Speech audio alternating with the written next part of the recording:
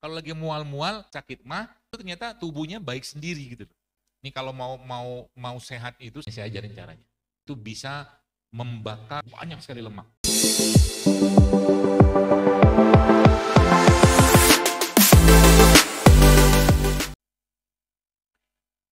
Kalau sekarang ya kita tahu bahwa terutama di masa-masa COVID kemarin ya, di masa-masa COVID kemarin, itu ternyata subhanallah ya kita kenal atau mungkin diperkenalkan dengan salah satu yang eh, viral lah ya saat itu berjemur, berjemur. Nah pertanyaannya sebenarnya apa sih yang dilakukan oleh matahari gitu ya? Apa sih yang dilakukan oleh matahari? Jadi sampai ada ayat yang kita tahu di situ Allah bersumpah kan wasyamsi waduhaha gitu loh. Wasyamsi wadu demi matahari dan cahayanya di pagi hari. Matahari itu tentaranya Allah. Ya, matahari itu tentaranya Allah. Itu yang saya katakan tadi kita punya yang ada di luar kita dan ada dalam diri kita. Nah, contoh mungkin matahari. Banyak orang berpikir atau mungkin mengetahui ya bahwa matahari itu ya mengubah misalkan pro vitamin D menjadi vitamin D gitu loh. Padahal aslinya lebih dari itu kerjanya matahari. Makanya kalau kita sudah tahu kerjanya dia apa saja, maka itu akan membuat kita itu ya memang merasa memang robana ma khalaqta hadza batila gitu loh. Enggak sia-sia ya Allah kau ciptakan ini semua. Ya. Apa saja misalkan manfaatnya? Contoh mungkin dia menjadi salah satu mediator ya untuk menghasilkan hormon kebahagiaan ya kita kenal sebagai endorfin. Itu satu contohnya. Ya. Kemudian apa lagi? Dia punya kemampuan untuk memicu produksi namanya adenosin trifosfat itu salah satu katakanlah senyawa lah yang ada dalam tubuh kita yang itu memberikan energi menjadi bahan bakar dalam tubuh kita ya. Kemudian apa lagi? Dia juga bermanfaat untuk memicu terjadinya apoptosis. Apoptosis itu apa? Apoptosis itu bunuh diri sel. Ya, sel itu bunuh diri. Ya. Kemudian apa lagi? Atau autofagi. Autofagi itu tubuh kita atau sel dalam tubuh kita itu memakan sel-sel yang rusak. Itu dikerjakan siapa? Matahari. Ya, itu matahari. Jadi makanya kalau orang nggak berjemur, orang nggak dapat cahaya matahari, saya kira mungkin kalau di Karanganyar begini Anda pasti berjemur terus lah. Tapi kalau Anda pergi ke kota-kota besar itu kadang-kadang kulit mereka tuh nggak kena cahaya. Ya, kulit mereka itu nggak kena cahaya. Ya, jadi yang terjadi itu Bapak sekalian kacau sistemnya. Ya, kacau sistemnya. Jadi harusnya dia bahkan menatap matahari itu punya efek coba. Menatap matahari itu punya efek tentunya dengan tatapan yang tidak merusak mata kita ya. Menatap matahari itu bisa punya efek ya. Nah, apa saja misalkan efeknya? Kan gitu tadi. Jadi kita disuruh merenung kan. Mulai dari perbaikan DNA coba. Itu menatap matahari. Kemudian dia juga meningkatkan sensitivitas insulin yang bermanfaat untuk apa? Bermanfaat untuk orang-orang yang ada masalah di gula ya insulin ya. Apalagi dia punya manfaat untuk pencernaan. Jadi makanya kalau lagi mual-mual ketemu tuh matahari. Paham ya? Kalau lagi mual-mual. Makanya orang mual-mual dikasih apa? Biasanya dikerok kasih jahe kan? Iya kan? Kasih jahe, air hangat kan gitu. Itu kan simbol dari panas. Karena kondisi mual itu kondisi di mana tubuhnya itu butuh panas sebenarnya. Jadi apa harus dikerjakan? Udah pergi berjemur. Gitu. Nah sebelum berjemur dikasih minyak dulu badannya. Gitu kan orang tua kita kan kalau ibu-ibu yang edisi lama nih. Kalau anaknya sakit, misalkan mual-mual kan dikasih apa? Bawang kan? Bawang itu kan panas. Gitu maksud saya. Jadi bawang itu memberikan panas. Itu bawang itu tentaranya Allah juga, ciptaannya Allah gitu kan. Nah makanya saya katakan ini baru kita bahas matahari saja. Jadi manfaatnya luar biasa. Mulai dari jadi orang yang ada gangguan pencernaan gitu ya, pergi berjemur. Kapan berjemurnya? Itu wasyamsi waduhaha. Gitu loh. Pakai ayat itu sampai waktu duha. Waktu duha tuh ya sampai kapan? Ya kalau teori yang ada sekarang kan itu sampai jam 10 katanya gitu kan. Tapi intinya tuh yang tidak terlalu panas, tidak terlalu menyengat, tidak terlalu redup gitu loh. Ya waktu duha lah. Ya seperti itu, ya. Kemudian apalagi dia membantu pencernaan, apalagi dia membantu untuk mengaktifkan satu proses dalam tubuh kita namanya autofagi. Autofagi itu apa? Autofagi itu adalah eh, sel, ya sel-sel tubuh kita itu memakan yang rusak gitu loh. Nah itu bisa dikerjakan dengan matahari, cahaya, ya. Makanya umat Islam ini sebenarnya sudah diatur, Allah sudah mengatur kita untuk apa? Untuk waktu tidurnya sudah ada, waktu bangunnya sudah ada. Kan gitu kan? Surat apa itu? Qumil laila illa qalila. Kan disuruh bangun kan? Nisfahu awingkus minhu qalila. Udah ada waktu tidurnya ada, waktu bangunnya ada. Jadi sekarang tidur itu sendiri ya sebuah hal yang memang Allah katakan ya bahwa malam itu waktu tidur. Ya, sehingga jangan banyak beraktivitas waktu malam. Jangan banyak makan waktu malam. Ya, karena waja'alna laila libasa. Kata Allah, kami jadikan malam itu sebagai istirahat. Ya, jadi kalau mau sehat mulai sekarang jangan banyak makan malam. Kalau kondangan gimana? Ya makanlah dikit. Buah gitu kan. Ya, seperti itu. Itu matahari misalnya. Jadi itu yang saya bilang tadi bahwa Allah Subhanahu wa taala Bapak Ibu sekalian menciptakan tentara-tentaranya. Apalagi tentaranya yang kita bisa manfaatkan untuk kesehatan kita. Nanti kita akan bahas satu demi satu ya mudah-mudahan. Nah, ada salah satu yang kita kenal yang disebut dengan jam biologis. Ya, jam biologis itu apa? Waktu. Jadi kalau kata gini, mata kita ketika ngelihat matahari, maka otomatis sistem yang bekerja itu sistem yang dikenal sebagai sistem simpatis. Sistem yang meningkatkan denyut jantung gitu aja lah.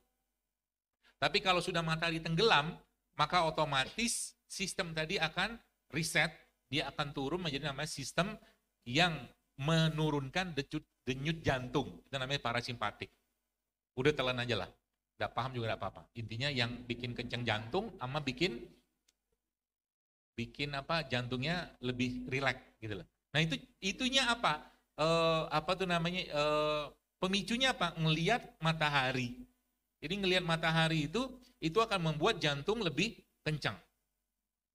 Ketika melihat malam itu membuat jantung akan rileks. Makanya kita tuh disuruh lihat kan inna fi khalqis samawati wal ard gitu loh. Suruh mandang gitu loh. Makanya ada salah satu guru saya mengatakan, dia bilang gini, kalau kau betul-betul engkau mau merasakan betul-betul besarnya kekuasaan Allah tuh coba pandangi ciptaan Allah ya sampai menitiskan air mata. Ya. Bisa nggak? Bisa. Misalkan bapaknya melihat istrinya, pandangi terus sampai meneteskan air mata, wajahmu. Atau istri mandangi wajah suaminya gitu kan.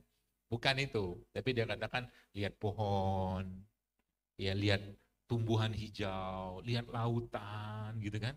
Itu cara untuk membangkitkan rasa dalam diri kita terhadap kebesaran Allah. Nah, kembali ke jam biologis tadi sekalian. Jadi jam biologis itu ya ditandai dengan apa? Kita melihat matahari bisa ya, atau mungkin lihat malam bisa. Maka saya kalau ke tempat yang biasanya di luar jauh lah gitu ya, dan bisa saya baring di sana, saya akan baring di tempat itu untuk memandang malam, memandang langit. Ya, salah satu cara untuk menenangkan hati.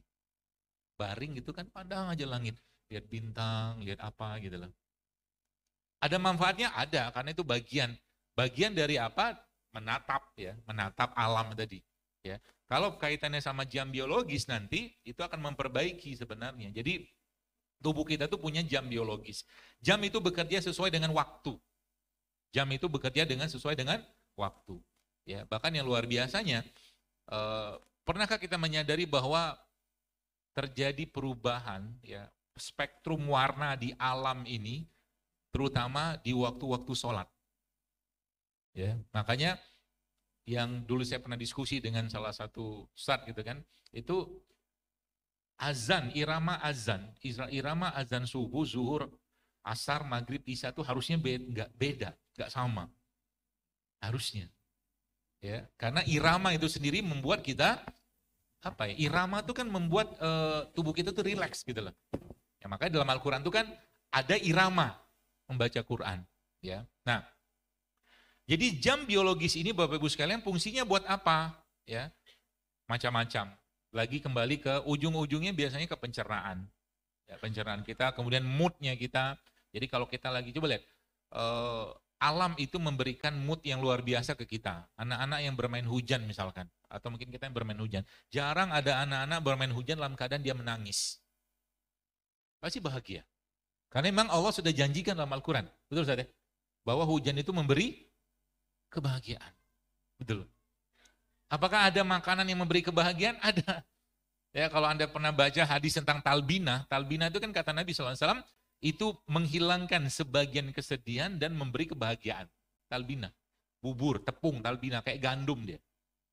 Ya.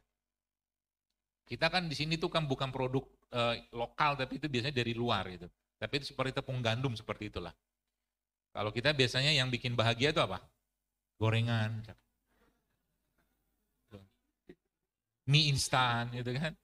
Kebahagiaannya tipis sekali gitu. Ya. Gorengan bikin bahagia? Iya. Ya tergantung orangnya sih. Kalau saya ngelihat gorengan susah hati saya. Susah hati karena itu ujian.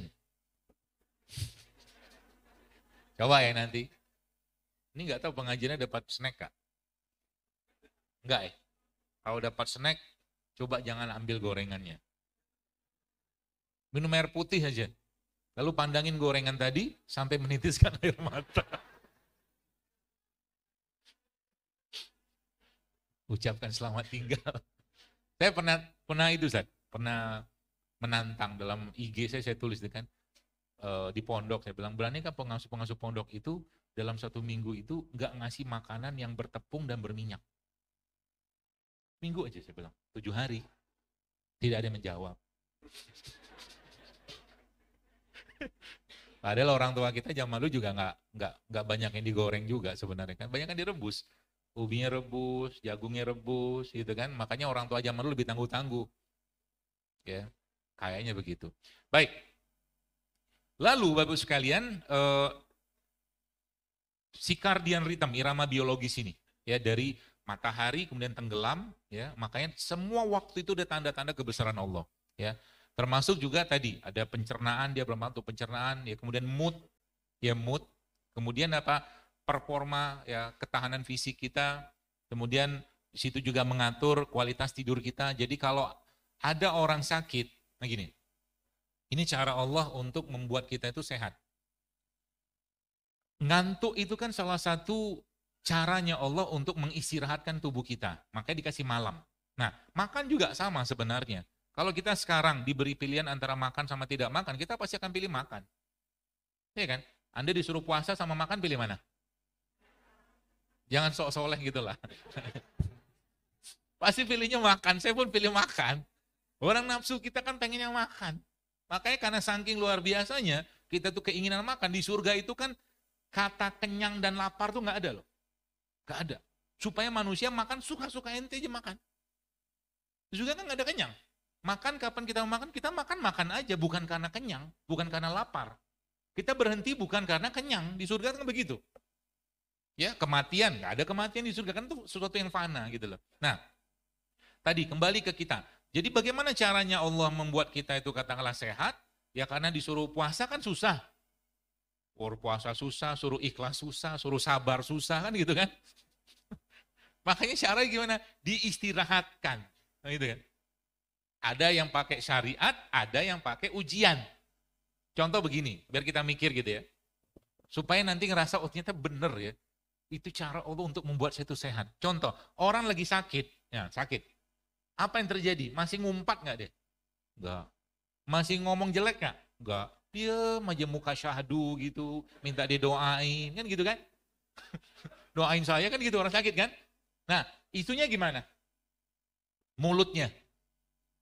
Bawain tuh gorengan paling enak sekarang anyar. Misalkan gitu kan, mau makan gak dia? Disuruh Allah berpuasa. Coba orang sakit itu kan akhirnya apa yang terjadi? Banyakan mbak makannya, kalau makan pun bubur kan gitu kan. Itu caranya Allah apa? Untuk mengistirahatkan badannya. Kan gitu kan? Jadi sakit tuh cara, jadi kalau udah ngerti begini, harusnya kita bersyukur dapat sakit gitu loh. Iya loh. Karena Zaidul Akbar udah ceramah, YouTube sudah ratusan, bilang jangan makan ini, nggak bisa dok, itu enak banget, misalkan gitu ya. Terus saja makan gitu, nggak ya udahlah tunggulah waktunya Allah bikin sakit. Gitu loh, mau pilih yang mana? Nah kan pilihan kita masing-masing. Ya, wanita-wanita gini kan, tuh kalau sekarang ini coba Masya Allah ya, kita bahas perempuan dikit. Kan kasus-kasus seperti tumor payudara lah, apa segala macam, kemudian gangguan pencernaan, ya, menstruasi yang bermasalah kan sekarang tuh kayak kacang goreng banget. Dan itu kalau saya tanya orang-orang yang kena tumor, kista segala macam itu, ya, atau mungkin masalah menstruasi gitu ya, itu nggak lepas dari makanan ini. Coba aja lihat. Hobinya apa? Saya tuh nggak jarang makan dok. Iya, bakso makan kalau itu. Nah, itu. Mie ayam makan kalau itu. Sama aja. Ketepung juga gitu loh, terigu. Nah itu biang kerok yang salah satunya.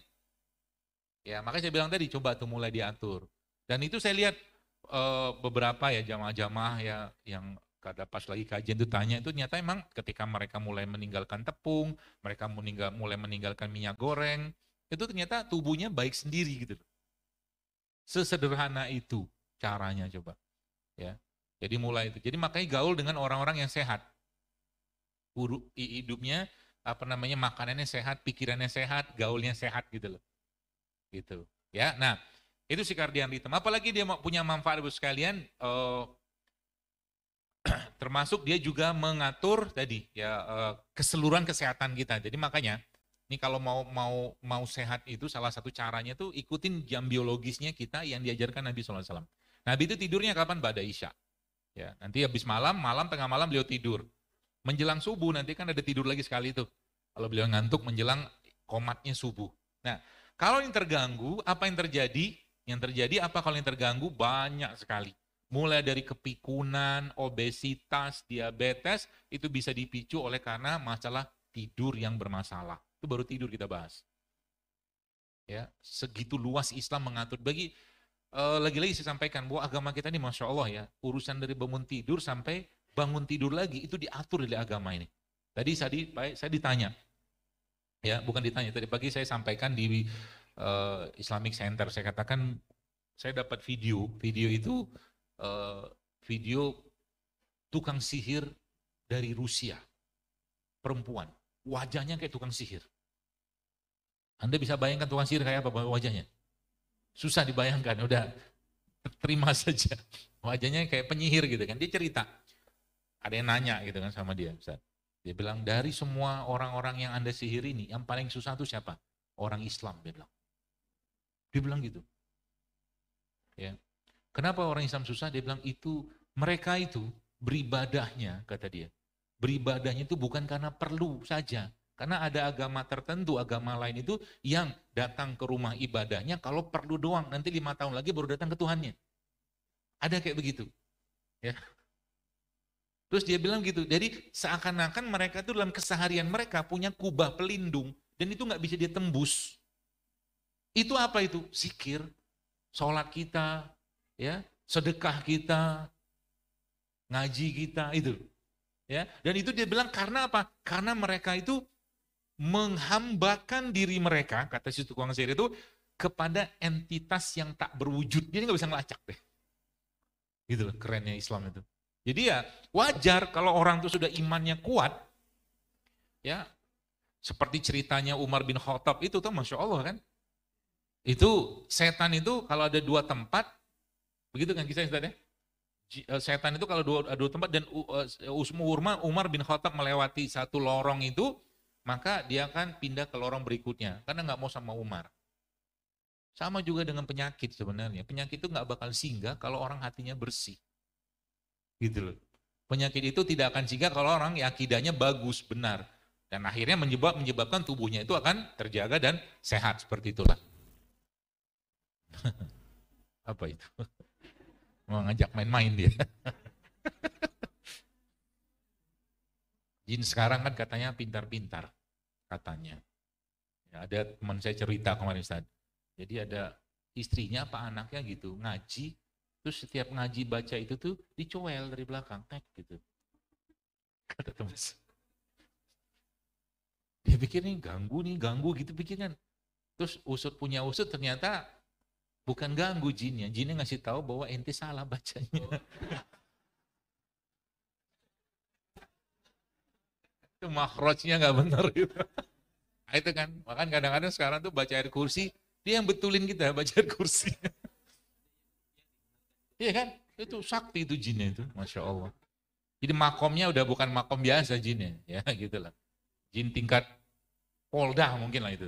Atau mungkin apa, kodam gitu yang tinggi, ya bukan yang bawah, seperti itu. Nah, ya itu baru tidur ya. Kita bahas tidur. Makanya tadi Nabi mengajarkan tidur ya kepada kita, cara tidurnya gimana, waktu bangunnya gimana, dan apa yang dibaca waktu tidur. Kenapa? Karena itu merupakan salah satu cara untuk menjaga tubuh kita. Percaya nggak percaya Bapak sekalian? Ya, emang harus percaya. Islam itu memberikan pedoman, apa pedomannya? Bahwa yang justru malah harus kita jaga itu bukan raga yang dominan, tapi justru malah kolbu atau hati. Karena penyakit pada kolbu itu jauh lebih powerful, jauh lebih dahsyat efeknya daripada penyakit keraga. Ya, jauh lebih dahsyat. Makanya Al-Quran itu menjadi solusinya.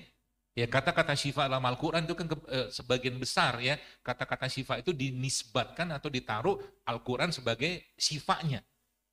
Baru madu. Satu kata saja di surat An-Nahl itu syifa itu madu. Ya. Jadi maknanya apa di situ? Yang penyakit yang ada pada manusia modern saat ini sejatinya itu lebih dominan penyakit yang berhubungan dengan hati tadi. Ya, caranya gimana? Ya tadi banyak caranya ya. Kita mentadaburi, kita mengikuti katakanlah bagaimana petunjuk Nabi, ya termasuk kayak jam biologinya emang ada hubungannya ada. Ya, ada. Kalau itu berubah siklus kita itu Bapak sekalian, ya maka pasti akan ada masalah di raga kita. Keletihan, bahkan malas. Makanya kan ada doa Allahumma inni a'udzubika minal hammi wal hazan, wa a'udzubika minal azzi wal kasal, wa a'udzubika minal jubni wal bukhl, kan gitu kan. Malas, takut, sedih, pengecut, mabahil. Kan penyakit tuh. Ya. Tidur yang salah saja itu bisa menyebabkan penyakit dalam tubuh kita. Jadi mulai sekarang nanti usahakan tidurnya lebih awal. Ya, saya pribadi sekarang udah jarang ngisi malam. Kenapa? Malam tidur. Biasanya malah justru handphone saya itu rata-rata habis maghrib atau isya udah nggak saya pegang lagi. Karena ini kan ujian. Sekarang orang bisa tahan dan rela tidak makan daripada nggak beli pulsa. Iya kan? Penyakit nggak itu? Penyakit. Maka sekali-sekali gak usah pegang handphone. Insya Allah Indonesia tetap jalan sebagaimana biasa. BBM tetap naik misalkan gitu ya. Standar itu. Tidak apa-apa, kita nikmati saja. Ya. Baik, itu ya circadian rhythm. Kemudian, apa yang menyebabkan dia bisa bermasalah gitu kan? Atau mungkin jam biologis tadi bermasalah. Yang paling sering ya ini, contoh begini, kalau Anda perhatikan bagaimana Nabi mengajarkan kita untuk tidur gitu kan. Cara tidurnya diajarin nggak? Cara tidur diajarin sama Nabi. Ya, contohnya apa? Tidur menghadap ke Bapak berada di sisi kanan kan gitu kan? Menghadap ke kanan apa kiri? Kanan. Kiri. Cerita kanan kiri ini saya mau cerita sedikit. Kalau Anda yang pernah ke Medan, di Medan itu ada satu jalan dari daerah Sibolga ke Tarutung. Sibolga ke Tarutung namanya. Kalau lulus dari situ, lulus jadi supir Medan. Ya, atau jadi supir lah. Itu jaraknya cuma 62 km. Hanya 62 km. Saya kemarin diajakin teman ke sana untuk ngetes perut saya. Kenapa dites? Karena 62 km itu ada 1.200 tikungan. Browsing aja kalau nggak percaya. 1.200 tikungan. Baru masuk tikungan lagi, tikungan lagi. Gitu loh. Sibolga Tarutung. Itu dia untuk ngetes. Ini benarkah Jairul Akbar ini ngajarin hidup sehat? Kita tes pencernaannya. Lulus saya. Lulus ya, karena memang pencernaan itu salah satu kuncinya begitu. Karena saya ngerti banget dulu, zaman saya masih kacau, perut saya itu ya kalau udah belok dikit udah pasti mual itu, mabuk. Mabuk itu salah satu tanda lemahnya pencernaan kita. Oh, baru tahu. Dikit-dikit mabuk, gitu kan? Makanya salah satu orang yang lemah itu apa? Hamil kan? Orang hamil itu kan mabukan. Pasti lemah dia. Makanya orang hamil itu kan butuh apa? Butuh perhatian, butuh kasih sayang, gitu loh. Butuh makan yang benar. Bukan hamil itu mengikuti hawa nafsu saja. Ya, hawa nafsu dalam artian dia pengen ini, makannya nggak ada yang sehat gitu kan? Itu harus dilawan. Kecuali ngidam. Kalau ngidam itu lebih baik bapak-bapak penuhin idamannya. Yang repot, yang repot itu kalau apa? Kalau yang diidamkan atau diidam itu yang yang mahal. Abi gitu kan, ini kok ngidamnya logam mulia ya? Nah gitu misalkan.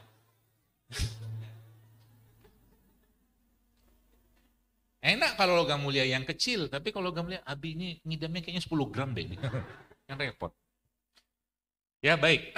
Nah, sekarang Bapak sekalian ya dengan berbagai macam kondisi yang ada ini ya, jam biologis kita sudah bermasalah. Akhirnya apa? Coba lihat sekarang. Ya. Saya baca dalam satu penelitian itu tahun 2020 ya, itu seks hormon atau hormon seks itu dan fertilitas ya kesuburan itu nurun hampir 50% dari tahun 70 ke tahun 2020. Ya. Makanya sekarang tidak heran banyak orang yang mengeluh dengan susah punya keturunan. Yang laki-lakinya tidak berperan sebagai laki-laki. Kan gitu. Karena hormon seksnya turun. Kebanyakan salah satunya mungkin jam biologis terganggu atau makan makanan yang menyebabkan dia tidak punya tidak meningkat hormonnya. Jadi kalau saya tanya sekarang, berarti dok, bagaimana cara untuk meningkatkan hormon laki-laki itu namanya testosteron. Ya, nanti saya ajarin caranya. Supaya Anda tampak gagah dan perkasa di rumah kita.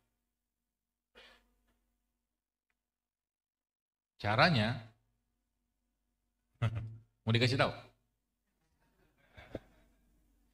Siapa tahu ibunya bilang begini ke bapak. Panggilnya bapak lah, atau Abi lah. Abi harus berbagi kebahagiaan ini dengan wanita lain. Wah, maksudnya suruh nikah lagi, misalkan. Yang ini diam biasanya. Langsung baperan. Jangan baper ya. Nanti jantungnya kena. Yang suka baper. Itu baper tuh penyakit itu. Ya. Tanda-tanda orang baper apa? Mudah banget left group. Diomongin sedikit, keluar grup gitu loh. Ya. Bagaimana caranya? Puasa itu cara paling mudah untuk meningkatkan hormon. Berapa lama? Kalau maksimal, tapi ini puasa bukan kita tidak membahas puasa sesuai syariat tentunya ya. Ini puasa yang kita tidak makan, cuma minum aja. Ya, itu sampai 48 jam. Jadi dia cuma minum dan menghentikan aktivitas makannya dan mengurangi gula yang masuk. Jadi bahkan ditekan gulanya ya dengan cara mengkonsumsi minuman ya yang membuat tubuh itu merasa cukup kenyang. Ya. Contohnya apa? Kopi.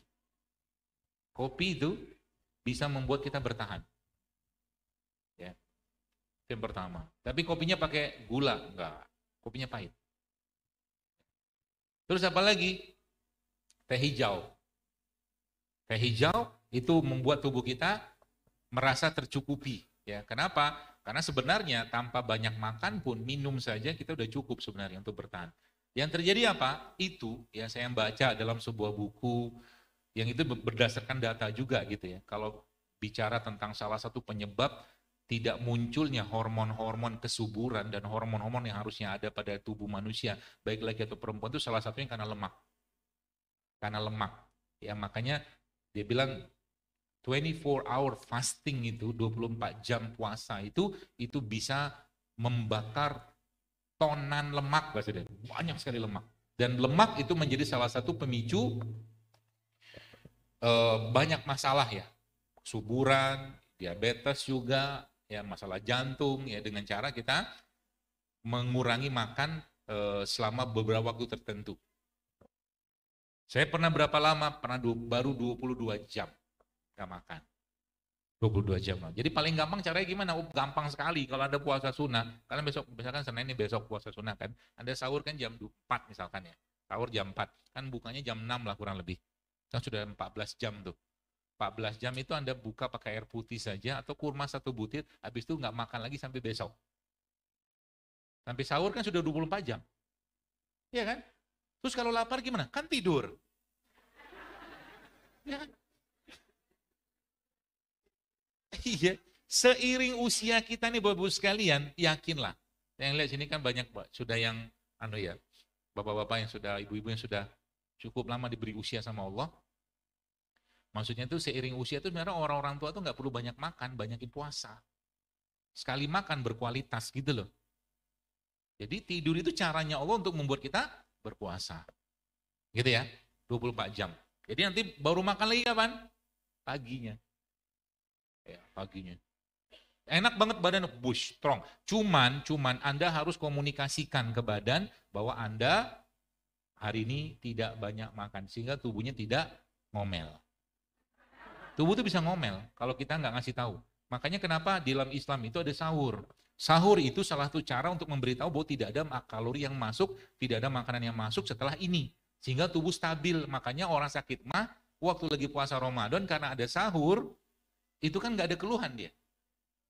Iya kan? Justru malah puasa itu obatnya dia. Makanya Nabi katakan apa?